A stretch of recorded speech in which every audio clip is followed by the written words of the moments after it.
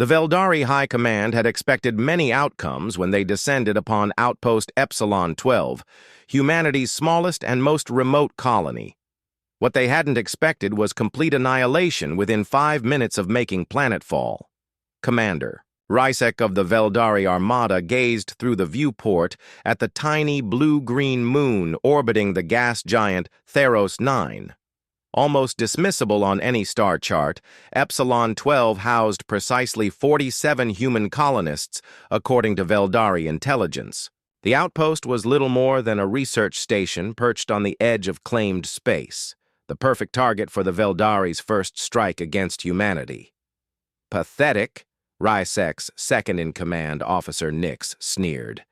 These humans spread themselves. Too thin. This colony will make an excellent example to their interstellar coalition. Rysek nodded. Deploy all 6 warships. Standard conquest formation. I want boots on the ground in 30 minutes. The bridge crew worked in practiced precision, coordinates locked as the fleet entered low orbit. Tactician Mirov approached with a concerned expression. Commander, our sensors are detecting unusual energy signatures from the surface, not consistent with known human technology. Rysek dismissed her concerns with a wave. Likely atmospheric interference. These frontier colonies are established in volatile environments. Sir, with respect, the signatures appear artificial and concentrated. Officer Mirov, we have 6 warships against a handful of scientists. Our intelligence confirms no military presence. Proceed as ordered. The tactical display showed the colony, a cluster of dome structures nestled in a valley between 2 mountain ranges. Perfect for containment. The first wave of dropships departed the fleet's hangars. 200 elite soldiers prepared to claim humanity's smallest colony.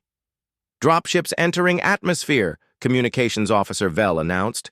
Ground team reports no defensive measures. Rysek allowed himself a satisfied smile. As expected. Begin broadcast of surrender terms. The standard procedure. Announce inevitable conquest. Demand immediate surrender. Eliminate resistance if necessary. The Veldari had perfected this approach across 17 star systems. The comms system crackled. The main view screen displayed a human female with silver-streaked auburn hair, her weathered face showing neither fear nor surprise. This is Dr. Ilara Kaijin, Director of Outpost Epsilon 12. To whom am I speaking? Rysek straightened. Commander Rysek of the Veldari Armada. Your colony is surrounded. Surrender immediately and your people will be spared. Dr. Kaijin's expression remained unchanged. Commander, I strongly advise you to recall your landing parties and retreat from our orbit. Laughter rippled across the Veldari bridge. You have 47 civilians against our armada, Rysek replied. You are in no position to make demands. 46. Civilians, she corrected, and 1 warden. Before Rysek could respond, the tactical display erupted with alerts. All 6 dropships simultaneously vanished from tracking. Commander, Officer Vel shouted. All ground teams, communications lost. The view screen split to show exterior camera feeds. Something was rising from the colony's central structure, a pillar of light that expanded outward. Shields to maximum, Rysek ordered, but too late. The energy wave hit the flagship first. Systems failed in cascading sequence as the bridge plunged into darkness. The last thing Commander Rysek saw was Dr. Kaijin's calm face on the emergency-powered view screen. I did warn you, she said quietly. Epsilon 12 is not a research station. It's a containment facility. On the colony surface, 46 scientists watched as the Veldari fleet went dark. And in the central chamber, the 47th colonist, the being they called the Warden, slowly lowered his hand, his eyes fading from blinding white to a more human blue. 2 days before the Veldari arrived, Dr. Ilara Kaijin was completing her weekly check-in with the Warden. The observation chamber was spare, a reinforced transparent barrier separating her from what appeared to be an ordinary human male. Razin, as they called him, sat cross-legged on a meditation cushion, eyes closed. Nothing about his appearance suggested the incomprehensible power contained within his form. "Your biological readings have stabilized since last week," Ilara noted, studying her tablet. "Neural activity is down 18%, which is good. How are you feeling?" Razin opened his eyes, normal human eyes, though everyone on Epsilon 12 had seen them glow with terrible power. "The containment protocols are working. The voices are quieter." Ilara nodded encouragingly. 5 years ago, Razin had been found, drifting in a damaged escape pod at the edge of the Andromeda Rift. The rescue team had brought aboard what they thought was a human survivor, only to discover something far more complex, a being that could manipulate energy on a quantum level, communicate telepathically, and devastate entire fleets when threatened. The coalition government had quietly established Epsilon 12 under the guise of a research outpost. In reality, it was the only facility capable of helping Razin control his abilities while keeping the wider galaxy safe. The public knew nothing of his existence. "The meditation techniques, they help separate the identities," Razin continued. "I can distinguish myself from the others now." The others remained a mystery. Whether Razin was hosting multiple consciousnesses connected to a hive mind or something entirely different, no one knew. What they did know was that he wasn't entirely human, despite his appearance and behavior. Lieutenant Orlin Dice, head of security, entered the observation room. "Dr. Kaizen, we've detected unusual activity at the system's edge, possible ship signatures dropping out of FTL." "Pirates?" Ilara asked, concerned. "Pattern doesn't match any known pirate fleets. Too organized." Orlin's expression was grim. "And they're running dark, minimal emissions. That's military approach protocol." Razin stood, moving to the barrier. "They are coming for me." Ilara and Orlin exchanged glances. "You can sense them?" she asked. "Not specifically. But I felt this before. Hunters." Razin pressed his palm against the transparent wall.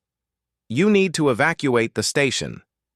Evacuation isn't possible on short notice," Orlin explained. "Our nearest support is 3 days away at best." "Then I should leave," Razin said. "My pod is still functional. I can draw them away." "No," Ilara interjected firmly.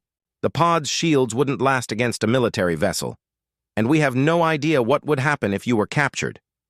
The facility's alert system suddenly activated, red lights pulsing along the corridors. Chief Engineer Pax Mendari's voice came through the comms. "Multiple vessels entering outer orbit. Configuration unknown but heavily armed." Orlin checked his tactical pad. 6 warships. Definitely not coalition. We're outmatched." Razin's expression shifted, something ancient moving behind his eyes. "Let me help you." "The containment field is the only thing keeping your abilities stabilized," Ilara reminded him. "If we deactivate it—" "I know the risks," Razin said, "but those ships carry hundreds of soldiers. They won't negotiate." The decision weighed heavily on Ilara. Epsilon 12's purpose was containment and research, protecting Razin both from himself and those who would exploit him. Deactivating the barriers meant unleashing something they barely understood. "How many people on this station would survive a military assault?" Razin asked quietly. Orlin's answer was honest. "None." Ilara thought of her staff, scientists, engineers, medical personnel, people with families waiting for them to return. She made her decision. "Pax, initiate Protocol Omega. Authorization, Kaizen Delta 7. The containment field hummed as fail-safes. "Began disengaging one by one. Are you certain about this?" Orlin asked. Ilara watched as Razin closed his eyes, preparing himself for what was to come. "No," she answered. "But I'm certain about what happens if we do nothing." The barrier between them dissolved, and for the first time in 5 years, the Warden of Epsilon 12 stepped into freedom. The Interstellar Coalition Security Council convened an emergency session 18 hours after the Veldari attack. 12 representatives from humanity's major worlds gathered around the circular table, their faces grim as Admiral Vega Ortiz delivered her report. At 0730 yesterday, 6 Veldari warships entered orbit around Epsilon 12. The attack was unprovoked and without warning. The Admiral gestured, and holographic images appeared above the table showing the disabled Veldari fleet. At 0735, 5 minutes later, all enemy vessels were neutralized. Coalition President Harlow frowned. Epsilon 12 has no defensive capabilities. That was the official designation, Admiral Ortiz replied carefully. The reality is more complex. Security Director Imani Rhodes activated her comm terminal. Let's cut through the bureaucracy. Most people in this room don't have clearance for what I'm about to share, but circumstances demand transparency. The holographic display changed to show footage from Epsilon 12's exterior cameras, the pillar of energy rising from the central facility, expanding outward to engulf the Veldari ships.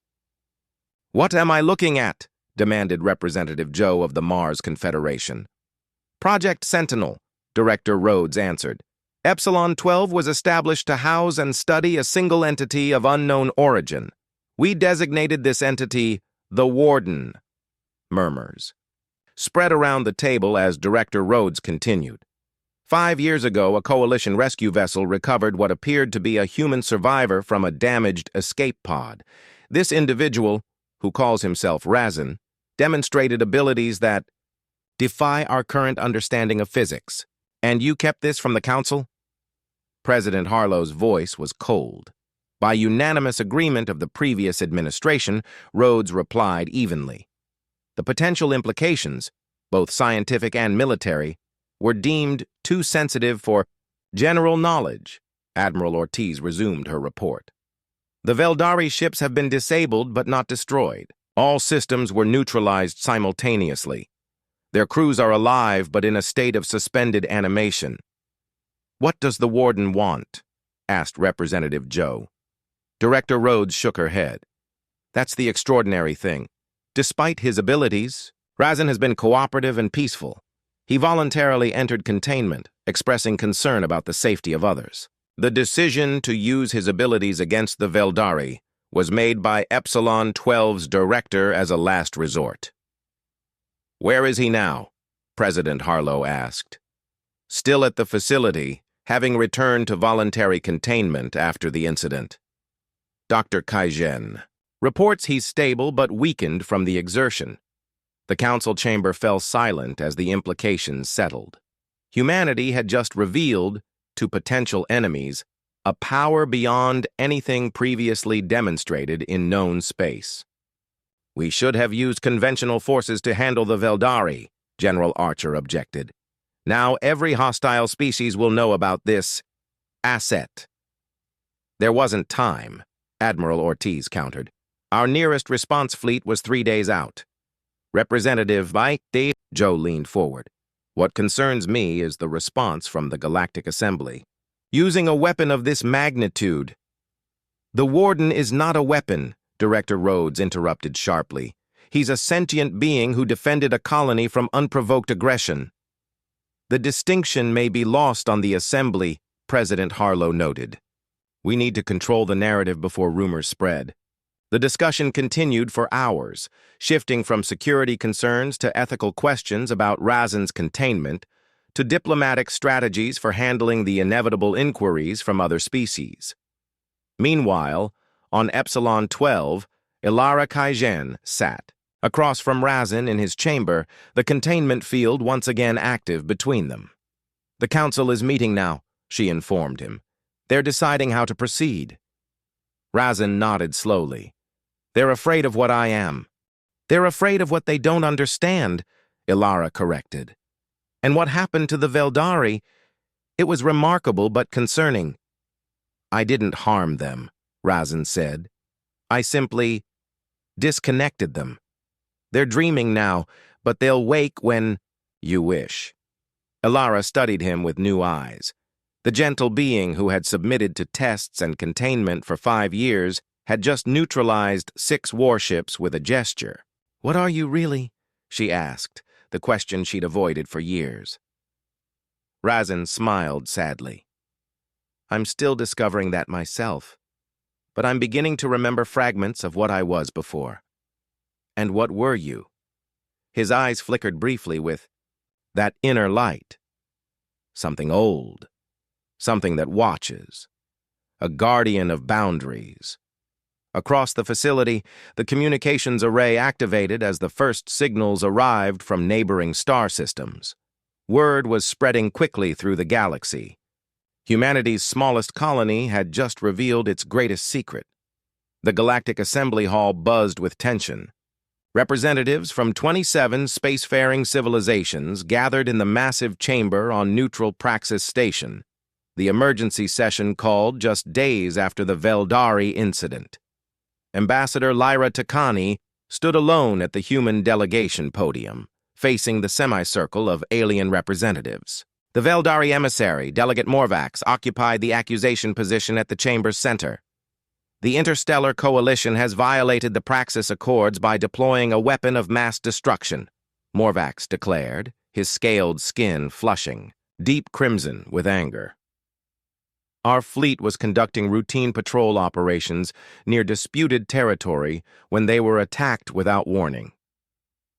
Lyra kept her expression neutral, despite the blatant lie. Coalition intelligence had already circulated, proof of the Veldari's aggressive intentions to key Assembly members.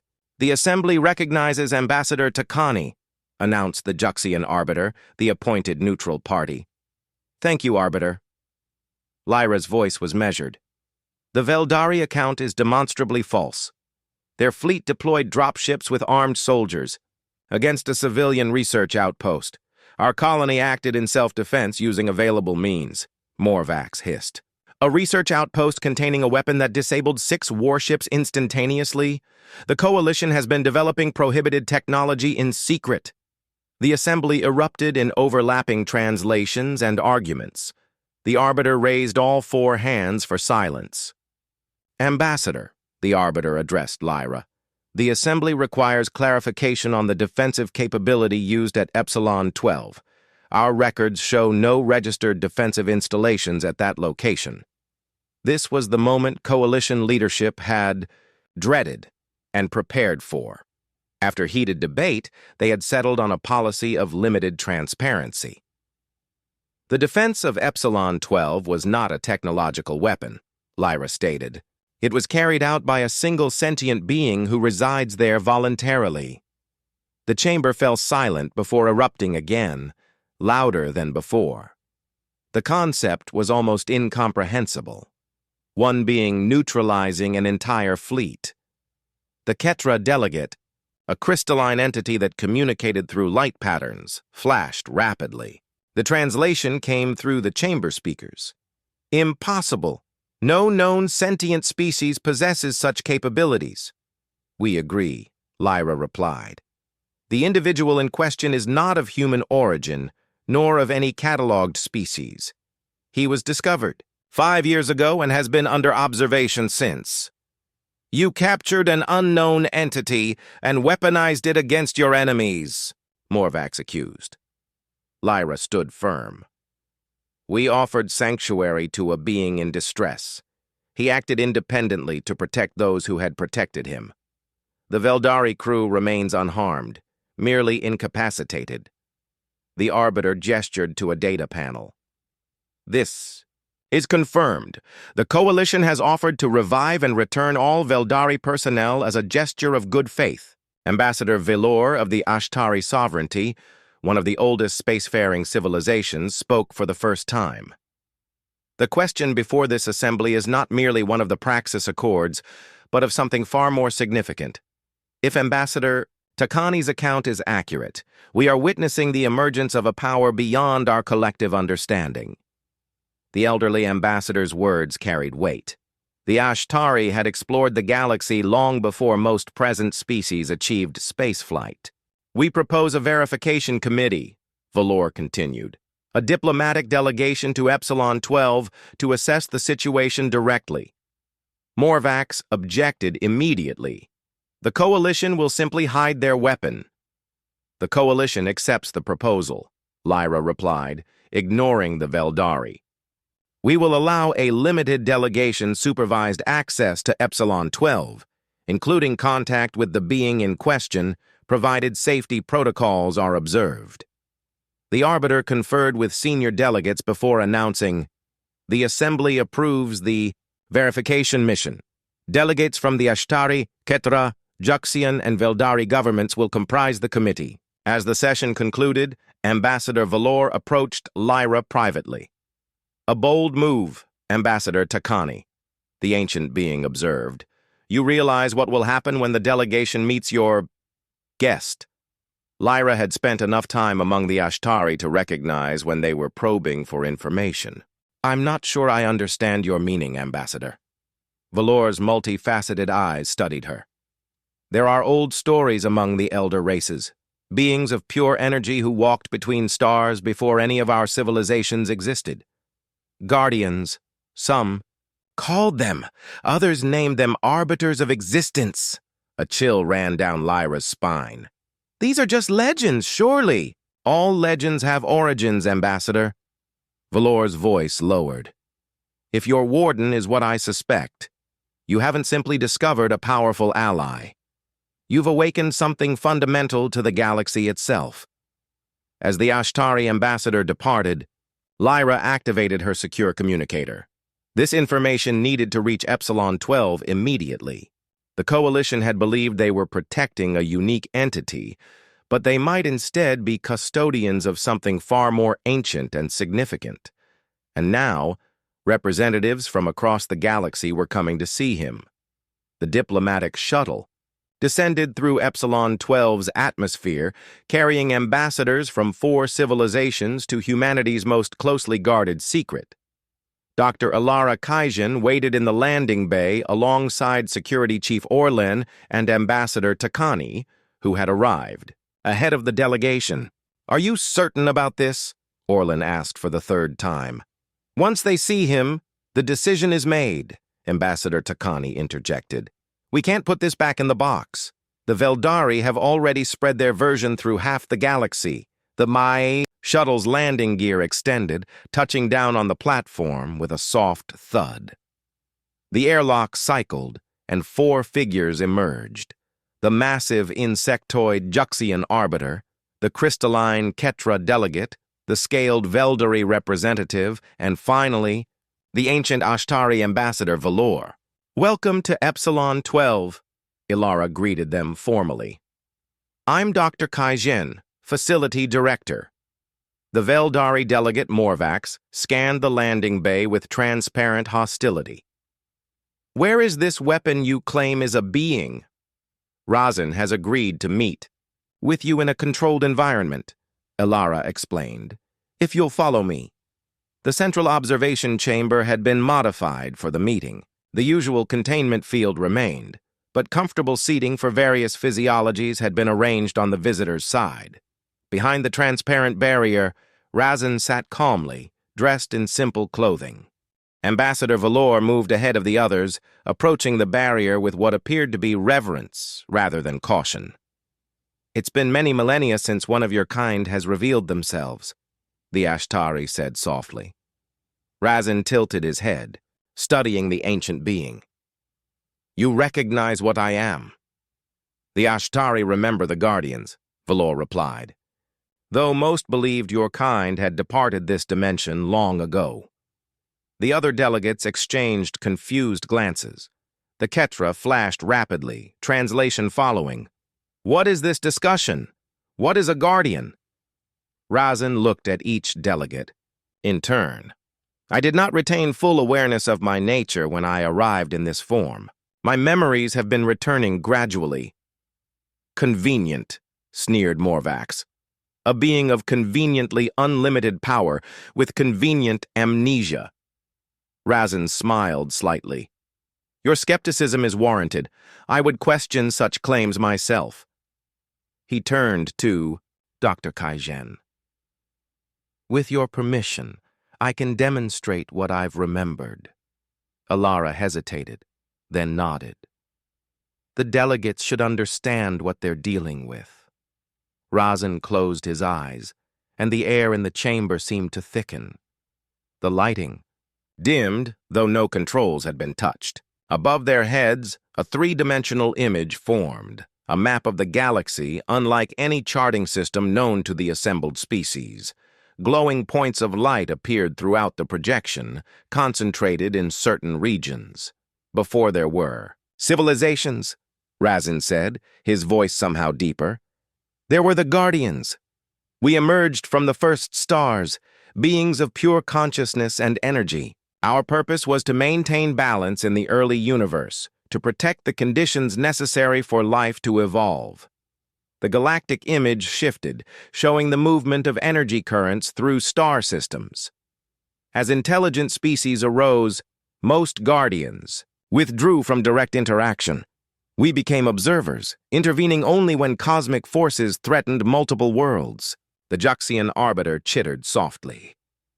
If such beings exist, why has there been no evidence until now?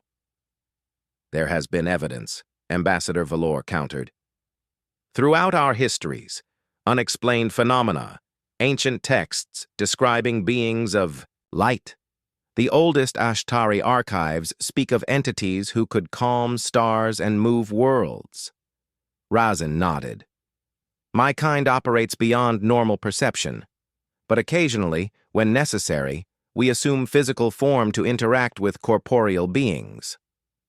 What happened to you? Alara asked, the question she'd wondered for years. The projection above them shifted to show a distant sector of space. A darkness spread across star systems, not empty space, but something consuming light itself.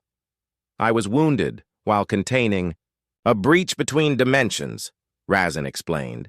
A cosmic anomaly that threatened to spread. In my weakened state, I crafted this physical form as a vessel and fled, but lost most of my memories in the process. Morvax made a dismissive gesture. Convenient stories. Even if true, why should the Assembly believe you won't use these alleged powers against other civilizations? Because that is not our purpose, Razin replied simply. Guardians protect the balance of all life, not individual factions. Had your ships come in peace, there would have been no response.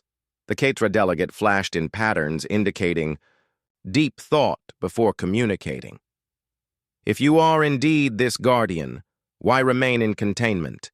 Surely no human facility could truly hold you. Razin looked at Alara with something like affection. I stay because I choose to.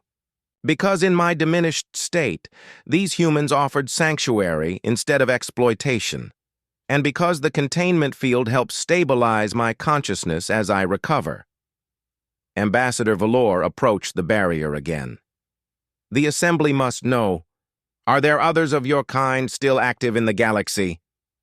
The question hung in the air as Razin considered his answer.